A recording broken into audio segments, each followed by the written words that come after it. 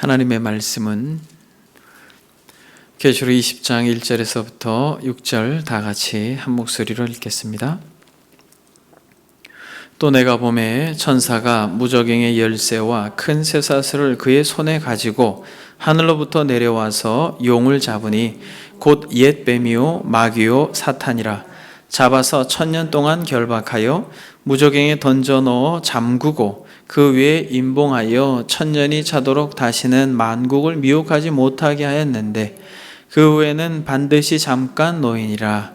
또 내가 보좌들을 보니 거기에 앉은 자들이 있어 심판하는 권세를 받았더라. 또 내가 보니 예수를 증언함과 하나님의 말씀 때문에 목배임을 당한 자들의 영혼들과 또 짐승과 그의 우상에게 경배하지 아니하고 그들의 이마와 손에 그의 표를 받지 아니한 자들이 살아서 그리스도와 더불어 1000년 동안 왕노릇하니 그 나머지 죽은 자들은 그 1000년이 차기까지 살지 못하더라. 이는 첫째 부활이라. 이 첫째 부활에 참여하는 자들은 복이 있고 거룩하도다.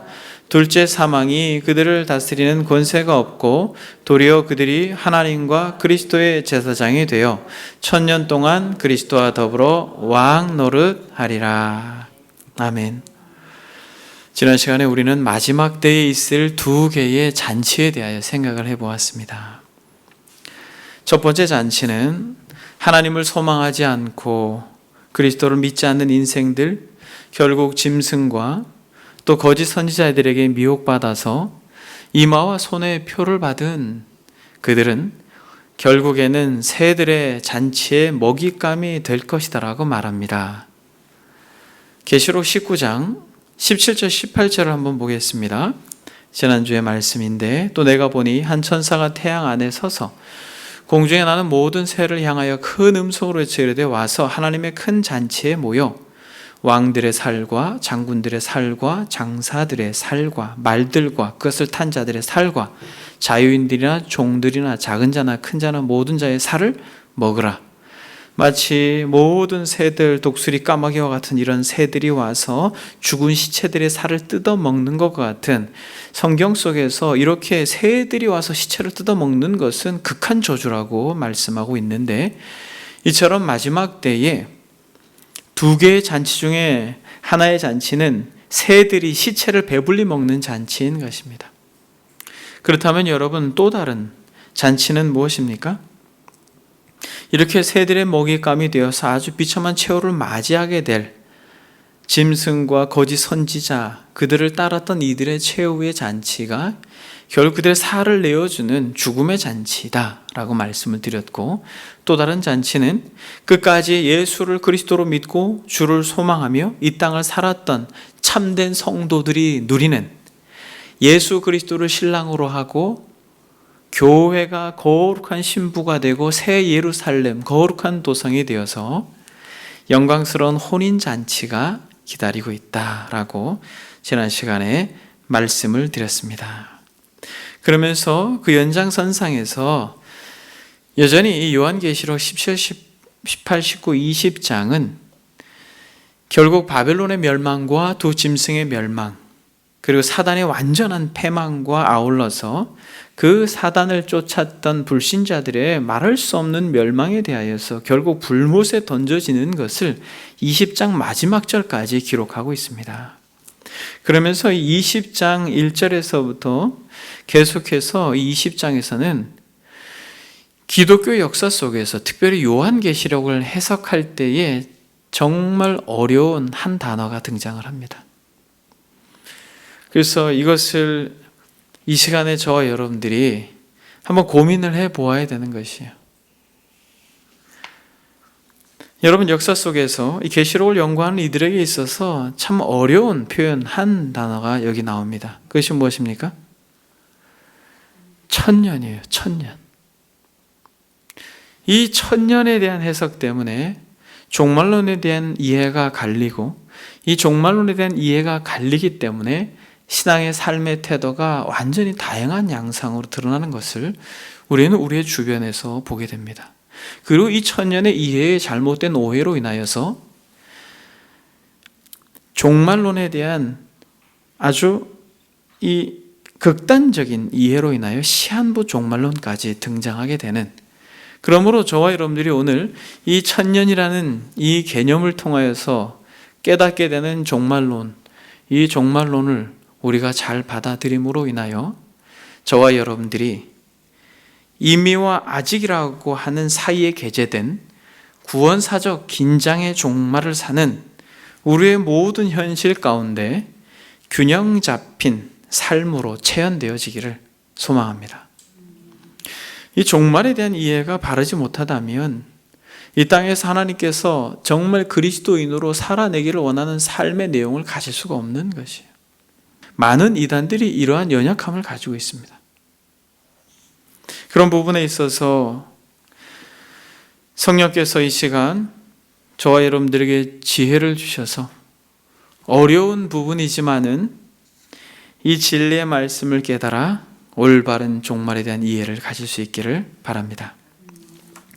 여러분 본문을 계속 보십시오. 1절에서부터 6절까지 1절을 제외하고 나서는 계속해서 매 구절 구절마다 천년이라고 하는 단어가 포함되어 있습니다.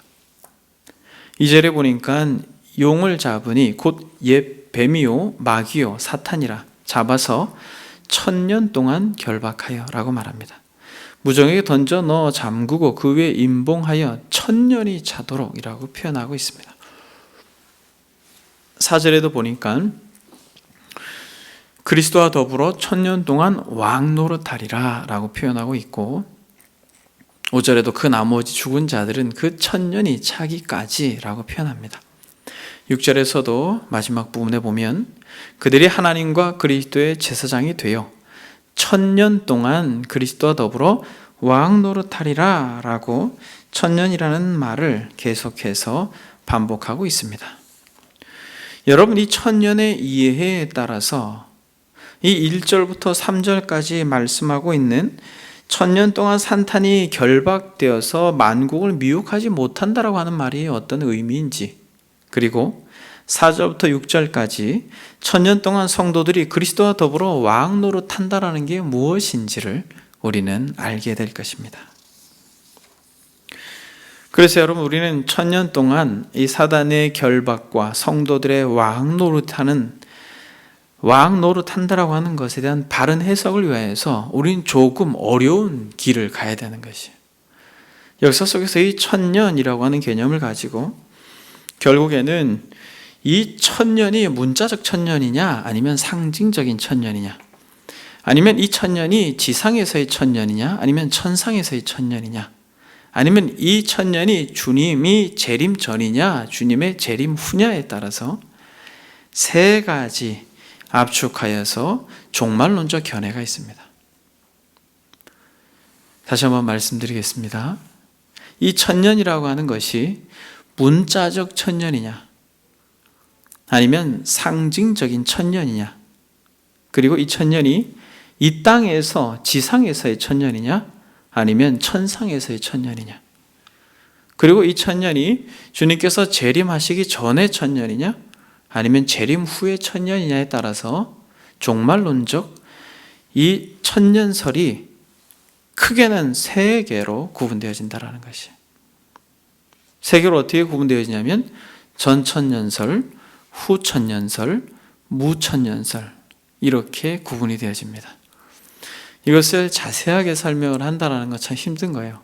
왜냐하면 이 한 가지 천년설만을 가지고도 많은 시간 저와 여러분들이 이야기를 해야 될 것이기 때문에 그렇습니다. 그러나 오늘 본문을 이해하려고 하는 선에 있어서 여러분들과 잠시 전천년설, 후천년설, 무천년설이 무엇인지를 우리가 이 개념을 이해해 가도록 하겠습니다. 이렇게 구분되지만 이것을 조금 더 세분화하게 되면 전천년설을 두 개로 구분할 수 있고 후천년설을 두 개로 더 구분할 수 있습니다. 전천년설은 역사적 전천년설과 세대주의적 전천년설로 구분할 수 있습니다. 그리고 후천년설은 보수 진영에서의 후천년설과 자유 진영의 후천년설로 구분할 수 있습니다. 그러니까 여러분, 이 천년설을 이렇게 세 개에서 조금 더 세분화하면 5개로, 이것을 좀 더 세분화하면 더 많게도 구분할 수 있습니다만, 통상적으로 이 5개로 구분을 하는데, 이 5개로 구분되어졌을 때 그러면 전천년설에는 역사적 전천년설과 세대주의적 전천년설이 있고, 그리고 후천년설에는 보수진영의 후천년설과 자유진영의 후천년설이 있고, 그리고 5번째 무천년설이 있다. 이렇게 구분할 수 있는 것입니다.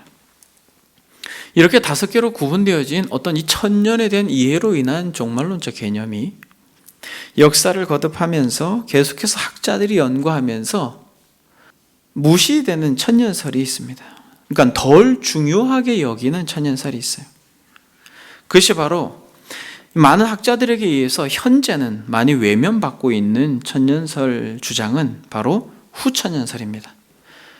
자유진영에서 가르치는 후천년설은 말할 것도 없고, 보수진영에서 가르치는 후천년설 역시도 역사가 지나가면서 역사 속에서 검증된 사회현상들로 인하여서 이 후천년설은 의미가 없어진 것입니다. 그래도 어떠한 내용인지를 잠시 여러분들과 살펴보겠습니다. 자유진영에서의 후천년설이라고 할 때는 예수 그리스도는 하나님의 아들이 아니에요. 자유진영에서의 이 후천년설의 핵심은 예수 그리스도는 도덕가입니다. 훌륭한 도덕선생이에요.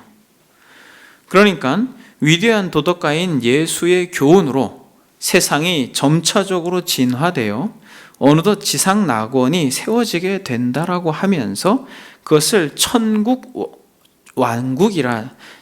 왕국이라 이렇게 주장을 합니다. 자유주의자들은 천국을 아예 생각할 수 없기 때문에 천년 왕국이라는 용어를 곧 최후의 지상 낙원으로 생각을 합니다. 이러한 개념을 결국 신천지에서 도용해서 이 신천지는 이 땅에서 지상 낙원이 이루어지고 그들은 영원히 죽지 않는다고 가르치고 있습니다. 이것은 성경적이지가 않죠. 그러나 여러분, 이거보다 더 보수 진영에서 후천년설이라고 하는 것을 가르치는데, 이것은 후천년설은 이 천년이라고 하는 개념이 상징적이기도 하고 또 역사적이기도 합니다. 후천년설 주의자들 가운데도 그렇게 구분이 되어지죠. 이것은 복음이 증거된 후에 이 세상의 악은 점점 소멸되어져 간다라는 것입니다. 즉, 여러 가지 사회제도나 교육제도의 발전으로 인하여서 이 세상은 점점 문명화되고 기독교화되어서 결국 복음이 온 세상을 덮는다라는 것이에요. 많은 사람들이 그리스도께로 돌아오고 물이 바다를 덮음같이 여호와의 영광이 이 땅 가운데 충만해질 때가 온다라는 것입니다. 이것은 부흥의 시기 때 많은 학자들이 이것을 지지했어요. 그래서 이런 입장은 역사에 대한 낙관론적 견해를 가지고 있었던, 특히 수많은 영국의 청교도들은 이 보수 진영의 후천년설을 주장했습니다. 그리고 참 유명한 학자이죠. 조나단 에드워즈가 그렇게 믿고 그렇게 가르쳤습니다. 19세기의 구 프린스턴 신학자인 찰스 하치, A.A. 하치, B.B. 워필드 같은 학자들이, 이들이 탁월한 학자임에도 불구하고 어떤 이러한 이 시대적으로 봤을 때 외면되는 그런 종말론을 가르쳤고 주장했습니다. 그러니까 여러분, 이들의 해석에 따르면 예수님께서는 천년 왕국이 끝날 무렵에 재림하기 때문에, 즉 다시 말하면 예수님이 지상에 세워진 천년 왕국 후에 재림하기 때문에 뭐라고 말합니까? 후천년설이라고 말합니다. 그러나 지난 2차 세계대전을 통해서 분명하게 확인되었던 인류 역사와 문명은 더욱 진보하고 발전하기보다는 영적으로나 도덕적으로 더욱 퇴보하게 된 그런 어떤 역사적인 결정적 사건들 통하여서 이러한 낙관론적 역사의식에 근거한 후천년설은 이제 학자들이 대부분 지지하지 않습니다. 그러면 여러분, 전천년설과 무천년설만 남은 거죠. 전천년설에는 두 가지가 있다라고 말씀드렸습니다. 무엇입니까? 역사적 전천년설과 세대주의적 전천년설이 있다라고 말씀을 드렸습니다. 이 중에서 우리는 먼저 역사적 전천년설을 한번 살펴보겠습니다. 제가 여러분들에게 이 천년설을 주장하고 종말론에 대한 그런 이해를 여러분들에게 말씀드릴 때 여러분들은 이 중에 한 부분에 속해서 여태까지 신앙생활을 했을 거예요. 성령께서 여러분들에게 깨닫게 해주시고 성경에서 원하는 것이 가장 성경적인 것이 무엇인지를 저와 여러분들이 발견하는 은혜가 이 시간에 있길 바랍니다. 역사적 전천년설과 세대주의적 전천년설이 두 개가 있는데 이 역사적 전천년설은 초기 저희 신학교에서도 박형용 박사나 이런 분들이 가르쳤던 어떤 종말론적 이해이기도 합니다. 박유선 박사님도 여전히 이 역사적 전천년설을 가르쳤습니다.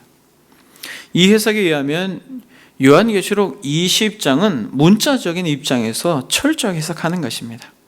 19장에서 예수님께서 재림하시고 그리고 20장에서 천년왕국 예수님이 재림 이후에 모든 악의 세력들을 심판하면서 시작된다라고 하는 문자 그대로 역사를 진행하면서 그렇게 역사적 전천년설을 주장하는데 여기서 말하는 천년은 무엇이에요? 정확하게 역사 속에 천년이라고 하는 기간 동안 왕 노릇한다라는 것이에요.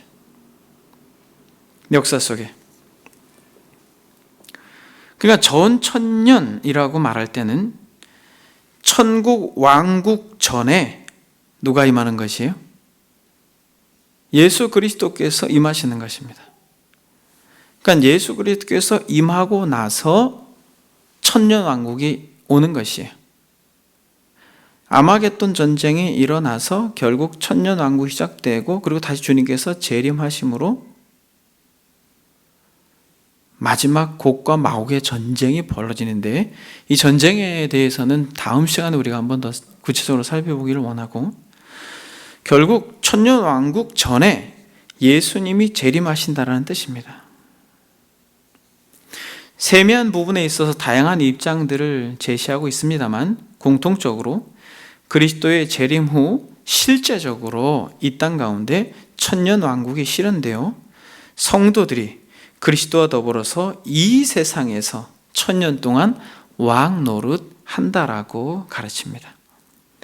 학자로서는 벵겔, 랑게, 조지 레드라고 하는 탁월한 학자들도 여전히 역사적 전천년설을 가르치고 방금 전에 말씀드렸던 박형용 박사님, 박윤선 박사님 역시도 이 역사적 전천년설을 가르치고 주장해 왔습니다. 그리고 이제 세대주의적 전천년설. 이것은 천년왕국 전에 예수님께서 재림한다라고 하는 것에 있어서는 동일합니다. 그리고 이 천년이라고 하는 것이 역사적으로 천년 동안 왕 노릇할 것이다라고 하는 것도 동일합니다. 그런데 이 역사적 전천년설과 이 세대주의적 전천년설에 아주 결정적인 차이가 있습니다. 그것은 무엇입니까? 주님께서 어떻게 하신다라는 거예요? 2번 재림하신다라는 것입니다. 이게 아주 결정적인 차이예요. 주님께서 초림하시고 첫 번째 재림하실 때는 어디서 재림을 하셔요? 공중에서 재림을 하십니다. 그리고 공중에서 재림하실 때 어떤 일이 벌어집니까? 땅에서 정말 예수를 잘 믿는 사람들은 휴거가 돼요. 그리고 7년 동안 혼인잔치를 하고 위에서는 혼인잔치를 하는데 밑에서는 7년 대환란을 경험하게 됩니다. 그리고 이 7년 대환란 동안에 유대인들은 민족적으로 회심 사건이 일어나게 됩니다. 그리고 나서 주님께서 본격적으로 가시적으로 눈에 보이게 이 땅에 재림을 하시고 그렇게 하나님의 나라가 영원토록 이루어진다라고 하는 이 역사적 전천년설과 세대주의적 전천년설의 결정적인 차이는 공중재림이라는 것이에요. 근데 여러분 놀라운 것은 한국에 오래전부터 이 한국에서 신앙생활을 한 많은 분들은 안타깝게도 이 세대주의적 전천년설에 거의 세뇌가 되다시피 했어요. 그래서 휴거 이런 단어에 대하여 자신도 모르게 불안함과 두려움을 마음속에 그렇게 마음 한편에 간직하고 신앙생활을 합니다.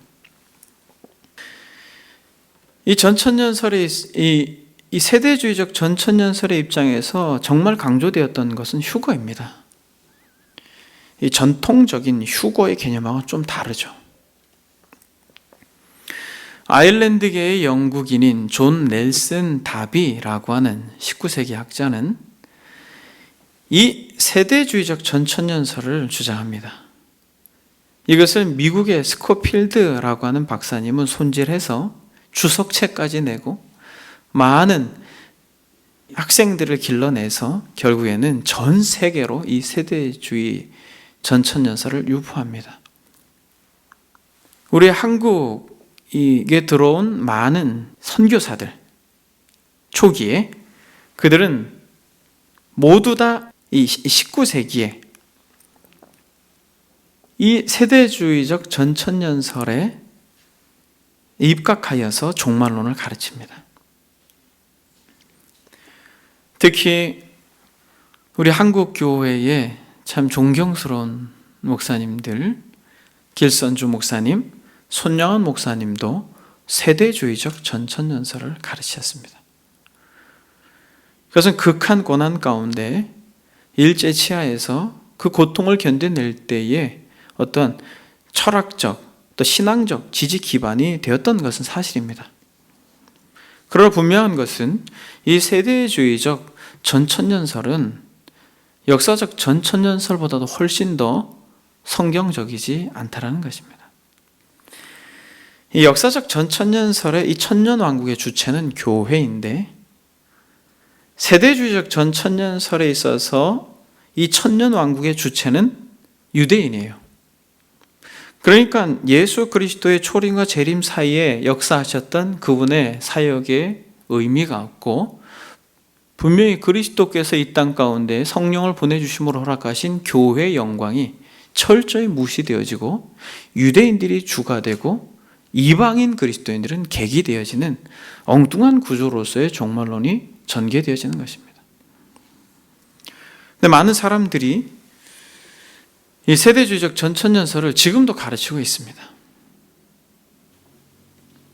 그런 부분에 있어서 이 세대주의적 전천년설의 어떤 극단적인 가르침은 시한부 종말론을 가르칠 뿐만 아니라 더 나아가서 저와 여러분들이 666 이야기할 때 제가 강조해서 말씀드렸던 베리칩, 바코드 이런 것들의 주장이 바로 극단적인 종말론을 가르쳤던 극단적인 세대주의자들의 메시지 중에 하나인 것입니다.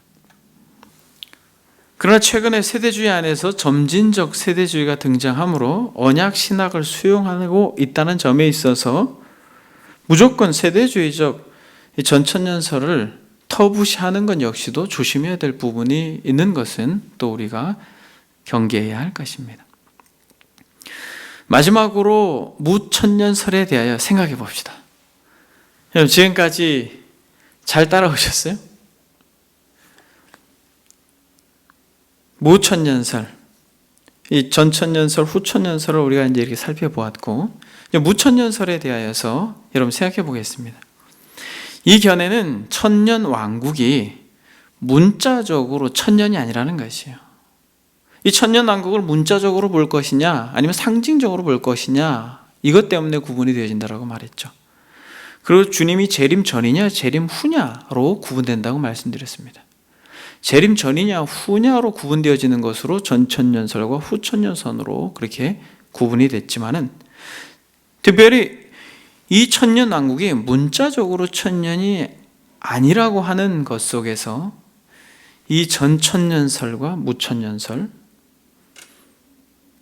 그리고 후천년설과 무천년설이 구분이 되어지는 것입니다. 그럼 여러분, 여기서 말하는 무천년설 주의자들이 말하는 이 천년은 무엇인가? 이 천년은 복음 시대를 통칭해서 천년의 시대로 보는 것이에요. 엄밀히 말하면 이 무천년설이라고 하는 단어는 천년이 없다라는 거예요. 천년 왕국이 없다라는 것입니다. 이 무천년설이라고 하는 이러한 개념적 전개는 이 종말론을 이야기할 때 전천년설, 후천년설 이렇게 이야기를 하니까 아브라함 카이퍼라고 하는 학자가, 네덜란드 학자가 이 용어를 쓴 것이에요. 천년 왕국은 없다라고 하는 개념으로 쓴 것입니다. 그래서 무천년설이라고 이야기하는 거예요. 굳이 천년이라고 하는 기간 동안에 왕 노릇한다라고 규정을 한다면 예수 그리스도의 초림과 예수 그리스도의 재림 사이에 그 전 기간을 천년이라는 기간으로 볼 수 있다라고 말하는 것입니다.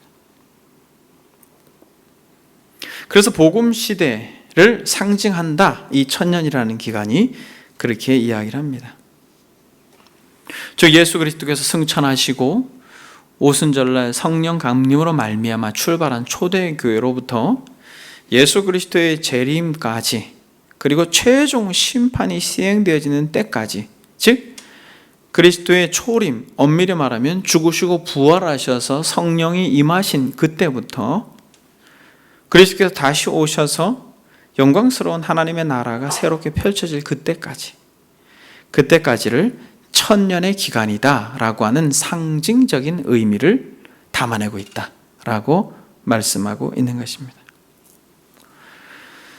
교회사에서 보게 되면 이 무천년설, 이것은 어거스틴이 하나님의 도성이라는 책에서부터 이미 언급한 바 있고, 그래서 이 무천년설을 주장하는 사람들은 역사적 전천년설이라고 하는 이 역사적이라고 하는 단어를 전천년설주의자들이 써야 되는 게 아니라 우리가 써야 된다라고 이야기합니다.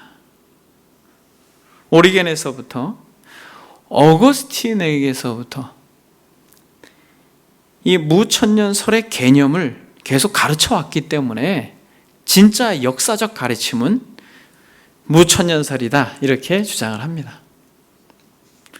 어거스틴 그리고 칼빈, 이들을 필두로 해서 아브라함 카이퍼, 헤르만 바빙크, 루이스 벌코프, 안토니 후쿠마, 게알더스 보스, 핸드릭슨, 그리고 로이드 존스에 이르기까지 이들은 모두 무천년설을 주장하고 있습니다.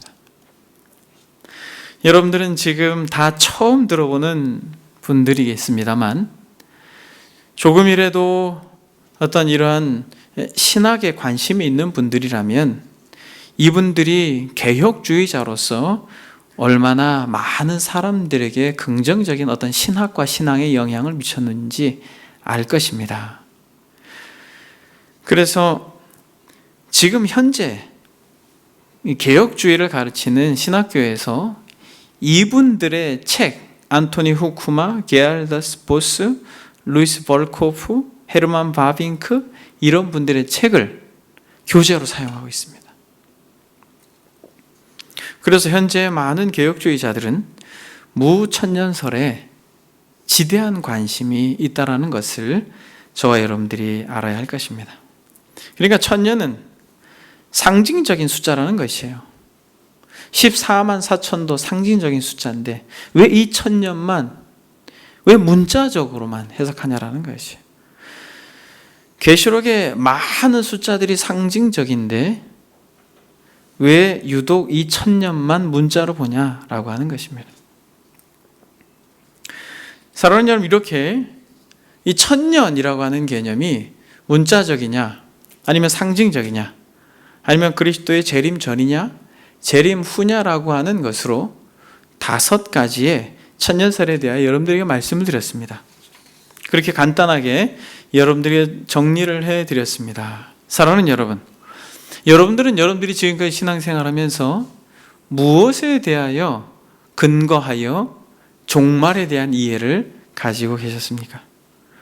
너무 간단하게 여러분들에게 설명을 드려가지고 여러분들이 무엇에 근거하여서 내가 신앙생활을 했는지, 어떤 종말론적 이해를 가지고 있었는지 여러분이 잘 모를 수가 있습니다. 기회가 되면 이것을 한번 구체적으로 그림까지 그려가면서 여러분들과 한번 말씀을 나눌 수 있는 기회가 있었으면 좋겠습니다.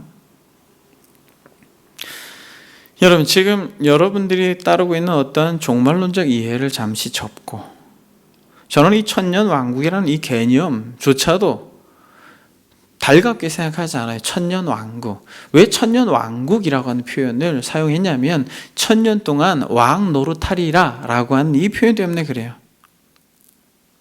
그러나 그것을 천년왕국이라고 표현하기는 어려운 것이죠. 그러나 굳이 이 중에서 어떠한 견해에 동의하느냐라고 여러분들이 묻는다면, 저도 역시 아브라함 카이퍼와 같이, 헤르만 바빙크와 같이 문천년설적 입장에서 여태까지 요한계시록을 저와 여러분들이 해석을 해왔습니다. 지금까지 그렇게 해온 것이에요.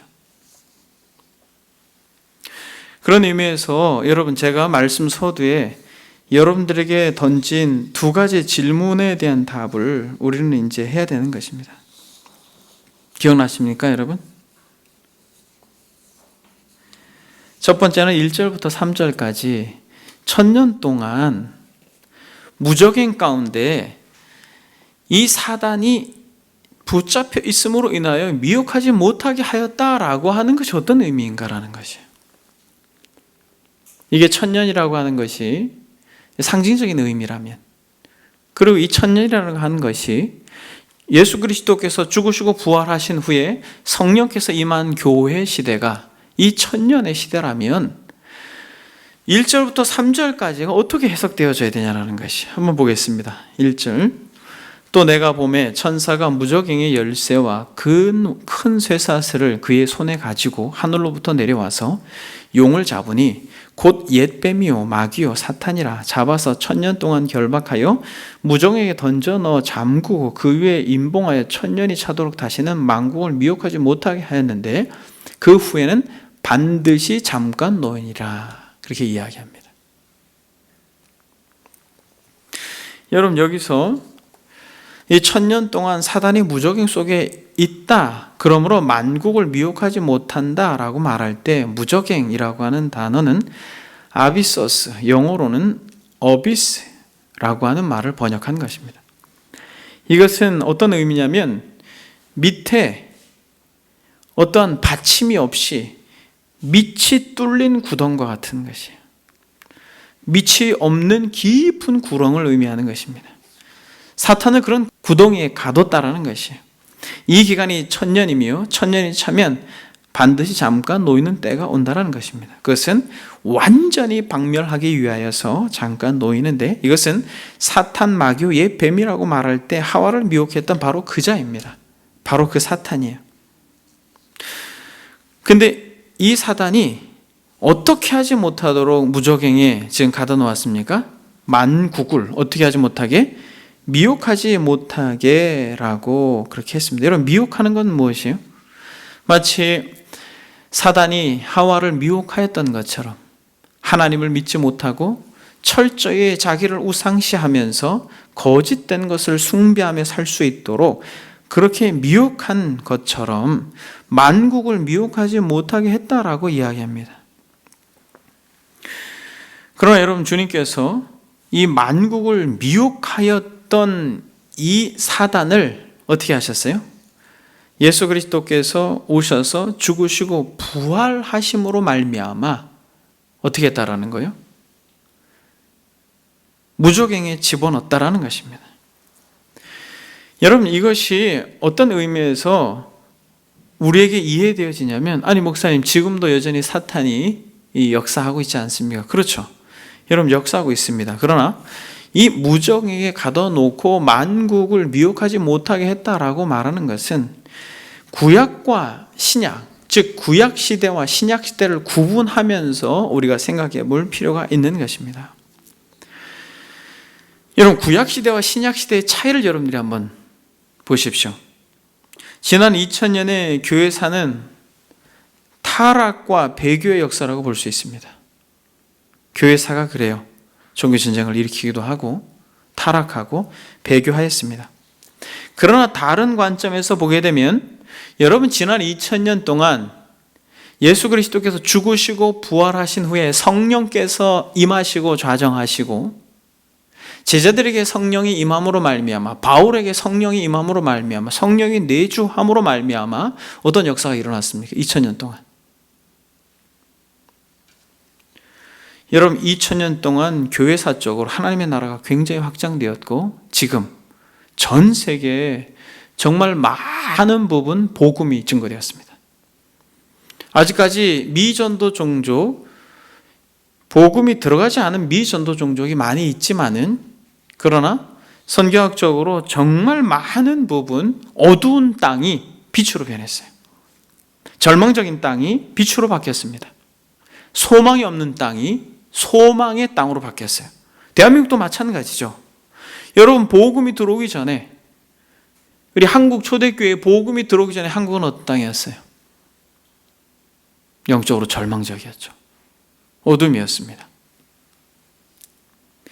이러한 관점에서 보게 되면 구약의 관점에서는 복음을 들었던 땅이 이스라엘 땅이고, 이스라엘 땅에서도 되게 지역적으로 복음의 영향력 아래 있었습니다. 그러나 예수 그리스도께서 이 땅에 오심으로 말미암아 죽으시고 부활하셔서 성령의 임재로 말미암아 마치 사단이 갇혀지게 된 것과 같이, 그리스도께서 십자가에서 못 박혀 죽으심으로 말미암아 뱀의 머리를 밟음으로 그렇게 이 뱀을 무적행에 가두어 놓은 것과 같은 그러한 상황 가운데 역사는 진행되어지고, 여전히 지금도 어떠한 것이라 할지라도 예수가 그리스도입니다 라고 복음을 증거하게 되면 어둠은 물러가고 그 가운데 생명이 역사할 줄 믿습니다.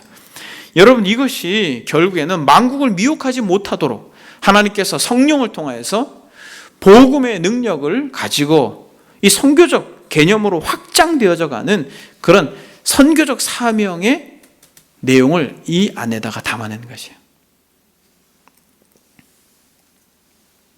만국은 사탄의 암흑 통치 아래에서 영적인 죽은 상태로 편만해 있었습니다만, 그러나 예수 그리스도의 죽으심과 부활로 인하여서 성령의 임재로 인해 어둡던 모든 대륙들이, 우상 숭배로 쩌들어 있던 모든 대륙들이, 중국을 비롯한 모든 민족들이 예수 그리스도의 이 복된 소식으로 인하여서 흑암이 깨지고 그리스도의 초림으로 인하여서 빛이 세상에 임하게 된 것입니다. 여러분, 구약시대와 신약시대가 이렇게 다른 이유가 무엇입니까? 구약시대와 신약시대가 이렇게 다른 이유가, 양시대 가운데 구약시대에는 과학 문명이 덜 발달됐기 때문에 그래요. 구약시대는 스마트 기계가 없어서 그렇습니까? 구약과 신약을 구분하는 가장 중요한 분깃은 바로 예수 그리스도의 죽으심과 부활이라는 것이. 그것으로 말미암아 성령이 임재함으로 하나님의 나라가 도래했고 사단은 결박되었다라는 거죠. 이것이 바로 1절 3절을 이 천년이라고 하는 것을 초림과 재림 사이로 상징적 의미로 보게 될 때 이런 해석이 가능한 것입니다. 그래서 사랑하는 여러분, 누가복음에 보게 되면 우리 주님께서 70인의 제자들을 모으시고 전도하러 보내시죠. 전도하러 보내고 나서 이 70인의 전도인들이 돌아와서 뭐라고 말해요? 누가복음 10장에 보면 기뻐하며 돌아와 이르되 주여, 주의 이름이면 귀신들도 우리에게 항복하다이다. 주님께서 이렇게 말합니다. 사탄이 하늘로부터 번개같이 떨어진 것을 내가 보았다. 이렇게 말합니다. 결국 예수 그리스도의 이 땅에 오심은 사단으로 하여금 두려워 떨게 하고, 예수 그리스도의 영광스러운 복음의 증거는 어두움을 물러가게 하는 능력이 됨을 믿습니다. 그래서 실제로 교회들마다 귀신들이 역사하고 또 귀신의 영향권 아래에서 많은 귀신의 영향 안에 있는 이들에게 어떻게 그러면 이들을 그 귀신의 올무에서 건질 수 있는가라고 하는 문제를 우리가 생각할 때 무엇밖에 없어요? 복음을 정확하게 전하는 것 외에는 없습니다. 그래서 교회 공동체가 각 개인뿐만 아니라 교회 공동체가 정말 건강하게 성장하고 하나님의 나라가 우리 가운데 경험되어지는 어떤 능력을 맛보고 그런 은혜를 지속할 수 있는 유일한 방법은 다른 것이 없어요, 여러분. 예수 그리스도에 대한 이 영광스러운 복음에 대한 이해를 끊임없이 새롭게 하는 것입니다.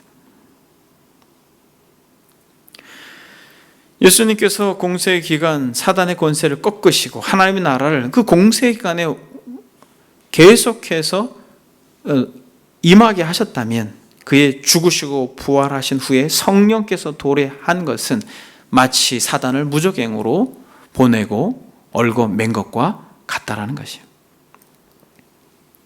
예수 그리스도께서 귀신을 쫓아내시고 병자를 고치시고 죽은 영혼을 살리신 것을 이제 누구도 합니까?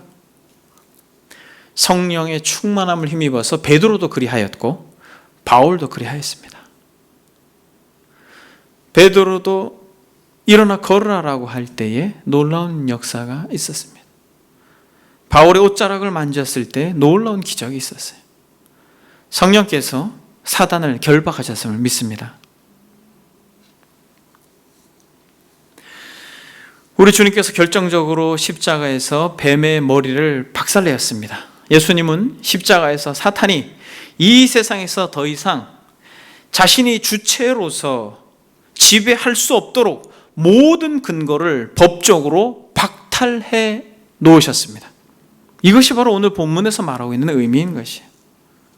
그래서 그리스도의 죽음과 부활 이후에 복음이 전파되는 것마다 죽은 영혼들이 살아나고 사람들이 변화되어지며 진정한 자유를 누리게 되는 것입니다. 그럼 여러분, 사탄은 지금 어떻게 되어 있어요? 여러분, 사탄은 묶여 있는 것이에요. 묶여 있으면서 으르렁대고 있는 것이에요. 으르렁대고 있는 사자도 위협적이죠. 그래서 성경은 공중권세 잡은 자다라고 여전히 이야기를 하고 있는 것입니다. 그러나 분명한 것은 그리스도의 죽으심과 부활로 말미암아 저와 여러분들은 결정적으로 사단과의 전쟁에서 승리한 자로 이 땅을 살아가는 자들임을 믿습니다. 결국 그리스도께서 이 땅에 임하신 것은 사단을 결박하기 위하여서 이 땅에 육신을 입고 오시고 죽으시고 부활하신 것을 우리가 말씀을 드렸습니다. 요한이 그의 제자들을 보내서 주님께 이렇게 묻습니다. 오실 그이가 당신입니까? 라고 물을 때 우리 주님께서 뭐라고 말씀하세요? 너희가 가서 보고 들은 것을 요한에게 알리되 맹인이 보며 못 걷는 사람이 걸으며 나병 환자가 깨끗함을 받으며 귀 먹은 사람이 들으며 죽은 자가 살아나며 가난한 자에게 복음이 전파된다 하라라고 말씀하고 있는 것입니다. 즉 무슨 말이냐면 하나님의 나라가 도래했다. 예수 그리스도 그분으로 인하여서 이 어둡던 땅 가운데 하나님의 나라가 도래했다라고 그렇게 전하라는 것이에요. 이처럼 사랑하는 여러분, 그리스도께서 비록 육신을 입고 어린 양처럼 오셨지만 그는 사자셨습니다. 사자인 그분은 저와 여러분들 때문에 죽으신 것이에요. 힘이 없어서 죽으신 게 아니에요. 사자와 같은 어린 양으로 이 땅에 오셔서 그가 그를 괴롭히는 모든 이들을 다 벌하실 수 있으셨지만 그는 하나님의 말씀에 순종함으로 기꺼이 자신의 생명을 저와 여러분들을 대신하여 하나님 앞에 내어드린 것이에요. 그러므로 그것 때문에 결국 법적으로 사단이 예수 그리스도를 믿는 자들을 어찌할 수 없는 관계가 되어버렸습니다. 그런 의미에서 저와 여러분들이 진실로 예수 그리스도를 믿는다면 이 땅을 살아가는 삶의 여정 가운데 사단을 두려워할 이유가 전혀 없습니다. 조금도 없어요. 묶여 있는 것이에요. 이것은 어떤 관념적으로 그렇다라는 게 아니라 실제적으로 그런 존재가 우리는 된 것입니다. 그러면 사랑하는 여러분, 두 번째, 1000년 동안 성도들이 그리스도와 더불어 왕 노릇한다는 건 무엇입니까? 바로 4절부터 6절까지예요. 또 내가 보좌들을 보니 거기에 앉은 자들이 있어 심판하는 권세를 받았더라. 또 내가 보니 예수를 증언함과 하나님의 말씀 때문에 목배임을 당한 자들의 영혼들과 또 짐승과 그의 우상에게 경배하지 아니하고 그들의 이마와 손에 그의 표를 받지 아니한 자들이 살아서 그리스도와 더불어 1000년 동안 왕노릇하니 라고 말합니다. 여러분, 왕노릇하는 자들이 누구예요? 1000년 동안 왕노릇하는 자들이 누굽니까? 1000년 동안 왕노릇하는 자들은 바로 이 요한계시록을 받아 읽을 때에 내가 정말 끝까지 주님을 따라야 되라고 하며 절망 가운데 있던 이들이에요. 근데 여러분, 이들이 이 바벨론의 멸망에서도 이들의 마음이 뜨거워지고 이들이 다시 한번 일어나 그리스도를 소망할 용기가 생겼겠지만은, 여러분, 이 20장으로 넘어가면서 이 천년 왕국에 대한 내용을 읽을 때 여러분, 이 요한계시록을 읽었던 초대교회 성도들은 여기서 가슴이 맺어지는 거예요. 여러분, 요한이 보고 있습니다. 거기 앉은 자들이 있어요.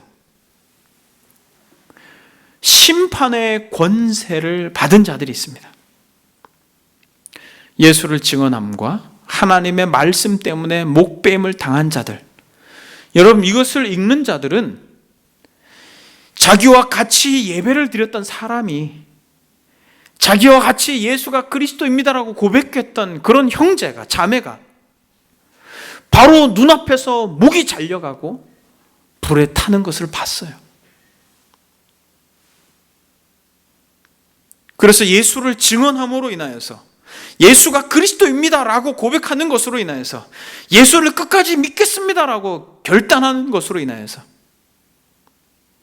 그래서 결국 하나님의 말씀 때문에 목배임을 당한 자들이, 그들의 영혼이 이 1000년 동안 뭐 한다라는 거예요?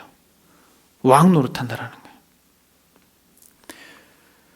그리고 짐승과 그의 우상에게 경배하지 아니하고 그들의 이마와 손에 그의 표를 받지 아니한 자들이, 여러분 보세요. 누가 그렇습니까? 지금 현재 이 글을 읽는 이들 역시도 이마와 손에 표를 받지 않는 자들이겠죠. 요한과 같이, 요한은 그리스도를 주라고 고백함으로 인하여 반모섬에서 유배당하여 고통당하고 있지만은 이 서신을 받아 읽는 이들은 동일하게 고난 한복판에 있는 이들인 것이에요. 그들은 놀랍게도 바로 5절에서 말하고 있는 첫째 부활을 경험한 자들이라는 것이에요. 사랑하는 여러분, 저와 여러분들이 첫째 부활을 경험한 자들임을 믿습니다. 여기서 이 첫째 부활이 무엇인가 라고 하는 것으로 또 많은 학자들이 논란이 있어요. 이것은 육체의 부활이다, 아니면 이것은 영적인 부활이다, 그렇게 이야기합니다만, 여기서 첫째 그리고 사망도 둘째라고 하는 이 표현은 유일하게 이 계시록 요 부분밖에 없어요. 그래서 이것을 너무 확대 해석해가지고 너무나 다양한 해석들을 이야기하지만은, 여기서 첫째 부활이다 라고 말할 때 이 첫째 부활은 실제로 죄와 허물로 죽었던 저와 여러분들이, 영적으로 죽어 있던 자들이 결국 이 영혼의 생명을 얻는 것을 부활로 이야기하고 있다는 것이. 그러니까 이 초대교회 성도들이 이마의 표를 받지 않고 손의 표를 받지 않고 끝까지 황배에게 절하지 아니하고 믿음으로 그 고난의 터널을 지나가고 있는 이들은 부활을 이미 맛본 자들이라는 것이에요. 그래서 결국 목배임을 당하고 마치 짐승과 거짓 선지자들에게 절하지 않음으로 말미암아 결국 목배임을 당하고 그렇게 화형이 당한 이들이 왕 노릇할 것처럼 누구도 죽지 않고 이 글을 받아 읽고 있는 참된 성도들, 예수 그리스도 그분이 나의 유일한 구세주입니다. 로마의 황제가 나의 주가 아니고 이 세상의 화려한 가치와 이 세상의 돈이, 이 세상의 권력이 나의 주인이 아니고 이 세상의 쾌락이 나의 주인이 아니고 진정 예수 그리스도께서 나의 주이십니다 라고 고백하는 이들, 그들이 부활을 맛본 자들이라는 거예요. 그래서 그들은 그 고백 때문에 죽는다면 그도 역시 1000년 동안 뭐 할 거라는 거예요? 왕 노릇할 거라는 것이에요. 그래서 실제로 이 기간에 죽었던 우리의 믿음의 선배들은 어떻게 되는 것이에요? 영광스러운 하나님의 나라에서 그리스도께서 왕으로 군림하여 계신 그곳에서 왕의 보호자에서 그 심판의 자리에 권세를 받았다라는 거죠. 여러분, 이것이 이 초대교회 성도들에게 있어서 얼마나 위로가 됐겠습니까? 사도행전을 한번 보겠습니다. 사도행전에 보게 되면, 사도행전 2장에 보게 되면 이 내용에 대하여 말씀하고 있습니다. 사도행전 2장 32절에 보니까 이 예수를 하나님이 살리신지라 우리가 다 이 일의 증인이로다. 하나님께서 예수님을 살리셨다라고 말합니다. 그럼 어떻게 하셨다라고 말해요? 33절에 보니까 하나님이 오른손으로 예수를 높이심에 그가 약속하신 성령을 아버지께로 받아서 너희가 보고 듣는 이것을 부어주셨느니라. 다윗은 하늘에 올라가지 못하였으나 친히 말하 이르되 주께서 내 주에게 말씀하시기를 내가 내 원수로 발등상이 되게 하기까지 너는 내 우편에 앉아 있으라 하셨도다 하였느니라. 그런즉 이스라엘 온 집은 확실히 알지니 너희가 십자가에 못 박은 이 예수를 하나님이 주와 그리스도가 되게 하셨다라고 말합니다. 주와 그리스도가 되게 하셨다라고 하는 건 뭐예요? 만왕의 왕이요 만주의 주가 되게 하셨다라는 것이에요. 죽으시고 부활하신 그분을 하나님께서 하나님의 보호자 우편에 앉히심으로 말미암아 하나님과 동일한 권세와 하나님과 동일한 능력을 허락하심으로 말미암아 예수 그리스도께서 지금 죽으시고 부활한 이후부터 1000년 동안 왕으로 역사하고 계시다라는 거예요. 여전히 지금도 사단이 역사하지만은 어떻습니까? 사단도 여전히 하나님의 절대적 주권 아래에 있다라고 말할 수 있는 것이, 그래서 그런 것이에요. 그러면서 예수 그리스도를 믿는 이들, 그들도 동일하게 하나님 보호자 우편에 앉게 함으로 보호자들을 보니 거기에 앉은 자들이 있어 심판하는 권세를 받았다라고 말하고 있는 것입니다. 권세를 받아서 심판하는 권세를 받았다, 그렇게 이야기하고 있는 것입니다. 그러므로 사랑하는 여러분, 그리스도와 더불어 1000년 동안 왕 노릇하리라 라고 말할 때는 저와 여러분들이 예수 그리스도를 지금 믿음으로 말미암아 지금 저와 여러분들이 죽음을 맛본다 할지라도 우리는 영광스러운 하나님의 나라에서 왕 노릇할 자라는 거예요. 그 나머지 죽은 자들은 그 1000년이 차기까지 살지 못한다라고 말하는 것입니다. 1000년이 차기까지, 즉 주께서 다시 오셔서 심판하기까지 예수 그리스도와 무관하게 살았던 인생들은 살지 못한다라는 것을 의미하고 있고, 6절을 보니까 이 첫째 부활에 참여하는 자들은 복이 있고 거룩하도다. 둘째 사망이 그들을 다스리는 권세가 없고 도리어 그들이 하나님과 그리스도의 제사장이 되어 1000년 동안 그리스도와 더불어 왕 노릇하리라 라고 말하면서 동일하게 다시 첫째 부활을 경험한 자들은 왕 노릇할 것이다 라고 말하고 있는 것입니다. 그래서 베드로 사도는 저와 여러분들에게 누구라고 말하고 있습니까? 너희는 택하신 족속이요 왕같은 제사장들이요 거룩한 나라요 그의 소유가 된 백성이다 라고 말하면서 정확하게 우리가 비록 이 땅에 살지만 우리의 신분에 대해 선언하고 있는 것입니다. 여러분, 우리가 이 땅을 살아가면서도 우리는 분명히 하나님의 자녀요, 택하신 족속이요 왕같은 제사장들이요 거룩한 나라요 그의 소유가 된 백성이다 라고 말하고 있는 것입니다. 그런 의미에서 요한복음 5장 25절에 보게 되면 진실로 진실로 너희에게 이르노니 죽은 자들이 하나님의 아들의 음성을 들을 때가 오나니 곧 이때라. 듣는 자는 살아나리라 라고 말할 때 이 배경은 무엇이에요? 주의 말씀을 듣는 자들, 주의 말씀을 들을 때가 오나니라고 말할 때 바로 주의 말씀을 듣는 영적으로 죽어있는 그들은 주의 말씀을 들을 때 어떻게 된다는 얘기예요? 살아난다라는 부활을 이야기하는 것이죠. 요한일서 5장 12절 13절에 보게 되면 아들이 있는 자에게는 생명이 있고 하나님의 아들이 없는 자는 생명이 없느니라. 내가 하나님의 아들의 이름을 믿는 너희에게 이것을 쓰는 것은 너희로 하여금 너희가 영생이 있음을 알게 하려 함이라 라고 말하면서 예수 그리스도를 믿는 자들은 실제로 사망에서 생명으로 옮겨진 첫 번째 부활을 경험한 자들이라는 거예요. 근데 여러분 이것이 단순히 그러면 첫 번째 부활이라고 하는 것이 어떤 영적인 부활로만 제한할 수 있습니까? 아니라는 것이에요.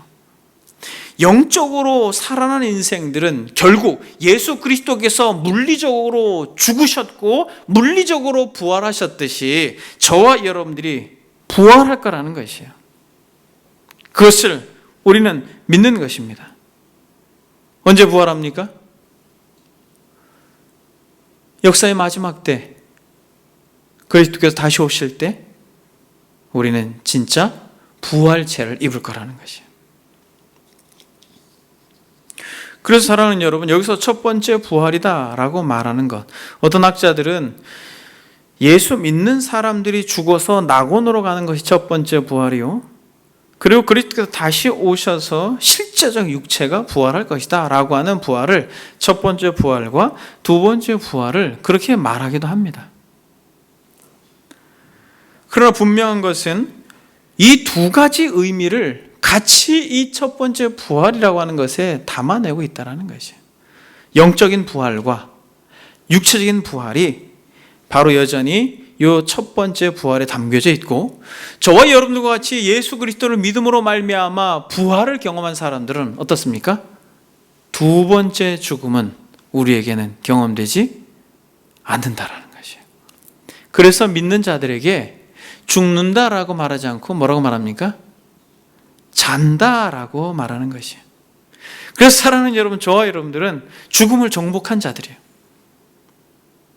나를 믿는 자는 죽어도 살겠고 무릇 살아서 나를 믿는 자는 영원히 죽지 않는다라고 하는 말이 이 의미입니다. 우리는 영원히 죽지 않아요. 우리는 자는 것입니다. 죽어도 살겠고라고 말하는 것은 우리의 영혼이 살아나는 것을 말하는 것이에요. 그리고 우리가 영원히 죽지 않는다라는 것은 바로 이 둘째 사망을 경험하지 않는다라는 것이에요. 이것을 잘 표현한 것이 로마서 6장입니다. 로마서 6장 4절부터 11절까지 한번 보겠습니다. 그러므로 우리가 그의 죽으심과 합하여 세례를 받음으로 그와 함께 장사되었나니 이는 아버지의 영광으로 말미암아 그리스도를 죽은 자 가운데 살리심과 같이 우리도 또한 새 생명 가운데 행하게 하려 함이라. 만일 우리가 그의 죽으심과 같은 모양으로 연합한 자가 되었으면 또한 그의 부활과 같은 모양으로 연합한 자도 되리라. 우리가 알거니와 우리의 옛사람이 예수와 함께 십자가에 못 박힌 것은 죄의 몸이 죽어 다시는 우리가 죄에게 종노릇하지 아니하려 함이니 이는 죽은 자가 죄에서 벗어나 의롭다 하심을 얻었음이라. 만일 우리가 그리스도와 함께 죽었으면 또한 그와 함께 살 줄을 믿노니 이는 그리스도께서 죽은 자 가운데 살아나셨음에 다시 죽지 아니하고 사망이 다시 그를 주장하지 못할 줄을 알미로다. 그가 죽으심은 죄에 대하여 단번에 죽으시며 그가 살아계심은 하나님에 대하여 살아계심이라. 이와 같이 너희도 너희 자신을 죄에 대하여 죽은 자요 그리스도 예수 안에서 하나님께 대하여는 살아있는 자로 여길지어다. 여러분, 지금 바울이 이 본문에서 계속 말하고 있는 게 무엇이에요? 영적으로도 살 것이요 육체적으로도 살 것이다라는 것이에요. 예수 그리스도를 믿는 이들에게 있어 이런 놀라운 특권과 은혜가 주어진다는 것입니다. 사랑하는 여러분, 초대교회 성도들 한번 생각해 보십시오. 여러분, 한 가지만 적용하고 말씀을 마치겠습니다. 여러분, 초대교회 성도들 한번 생각해 보십시오. 진짜 왕 노릇하는 자가 누구인가? 그들은 목배임을 당하고 예수가 그리스도입니다라고 하는 것 때문에 삶에서 경제적으로도 궁핍했을 뿐만 아니라 정말 물리적으로 너무나도 비참한 삶을 살았습니다. 그럼에도 그들이 이러한 서신을 읽어 나아갈 때에, 이러한 본문을 대할 때마다, 그래, 그리스도께서 진정 왕으로 계시고 결국 나는 부활을 맛본 자로, 만약 나의 심장이 멎는다면 나도 어떻게 되겠다라는 거예요? 왕 노릇할 거라는 거지.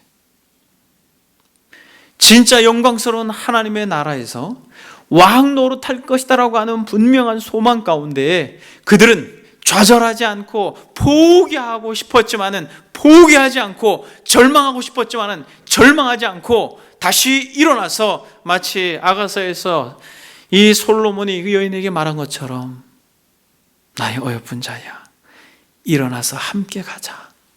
일어나서 함께 가자 라고 말하는, 지치고 절망스럽고 좌절이 되어지는 이 정말 너무나도 심각한 고난의 한복판에서 이러한 말씀을 통해서 그리스도와 더불어 1000년 동안 왕 노릇할 것이다.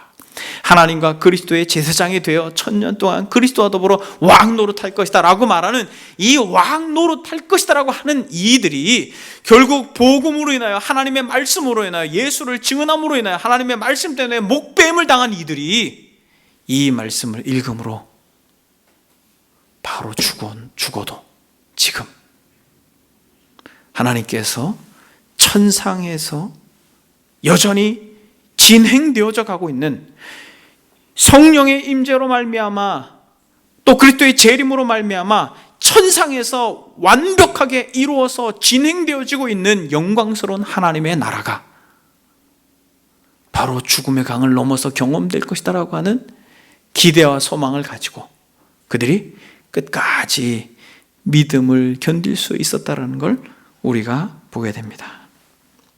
이런 의미에서 사랑하는 여러분, 우리는 정말 많은 것들을 적용할 수 있습니다.